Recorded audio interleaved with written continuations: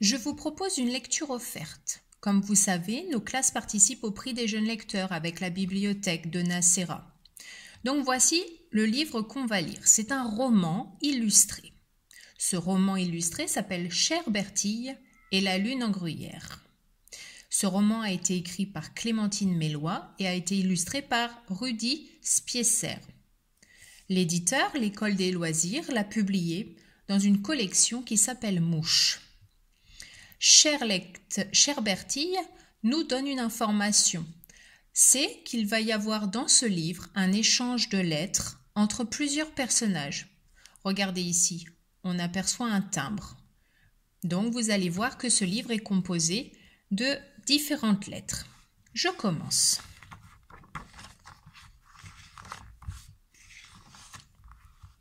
Mercredi 13 mars. Cher monsieur, je m'appelle Bertille, j'ai 8 ans et demi et je vous écris car j'ai décidé de partir sur la Lune pour les vacances d'été.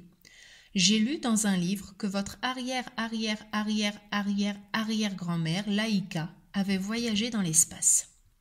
Accepteriez-vous de m'aider ? J'ai trouvé votre adresse dans l'annuaire. J'espère ne pas vous déranger.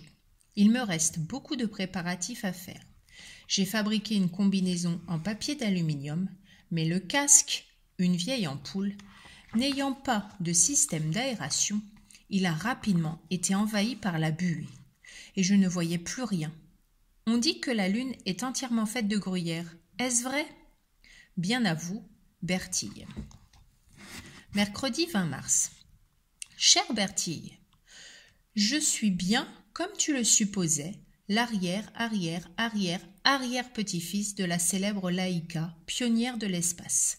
Hélas, n'étant moi-même qu'un modeste pâtissier, j'ai bien peur de ne pouvoir t'être d'un grand secours au sujet de ton projet de voyage vers la Lune.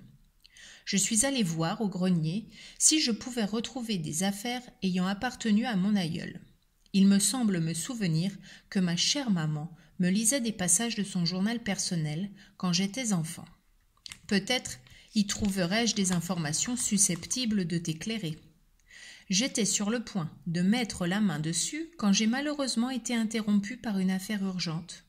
Je compte poursuivre mes recherches et je te tiendrai au courant si celle-ci s'avère fructueuse. Bien à toi, monsieur Pavel. PS, j'ai consulté mon encyclopédie et il semble en effet que la Lune soit constituée de fromage. Cependant, les astronomes se disputent encore pour savoir s'il s'agit de gruyère ou plutôt d'emmental. Jeudi 28 mars. Cher monsieur Pavel, merci pour votre réponse si rapide.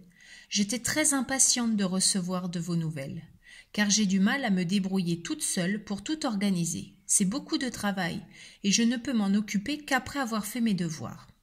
Depuis la première fois, j'ai commencé à préparer le pique-nique pour tenir le coup pendant le voyage. J'ai lu dans un livre que les explorateurs arctiques emportaient de la nourriture séchée pour qu'elle se conserve mieux. J'ai donc mis des rondelles de saucisson sec dans un tupperware et j'ai aussi emballé des biscottes dans du papier bulle. Une fois sur place, comme vous me confirmez que la Lune est bien en fromage, plus besoin de s'inquiéter. J'espère que c'est du gruyère, car les trous sont plus petits que ceux de l'emmental. Ça fait plus à manger. J'aime beaucoup le fromage, et vous ? Sinon, je ne sais pas encore comment fabriquer la fusée spatiale. Je compte sur votre aide. J'ai récupéré des bougies d'anniversaire, de l'huile de moteur, une lampe de poche et une boîte de clous presque entière. Je me demande à quoi ressemble la Lune. Une fois qu'on est sur place, et si les cratères qu'on aperçoit sont ceux de volcans qui crachent vraiment du feu ? J'attends vos conseils, et si ça ne vous dérange pas, merci beaucoup. Bien à vous, Bertille.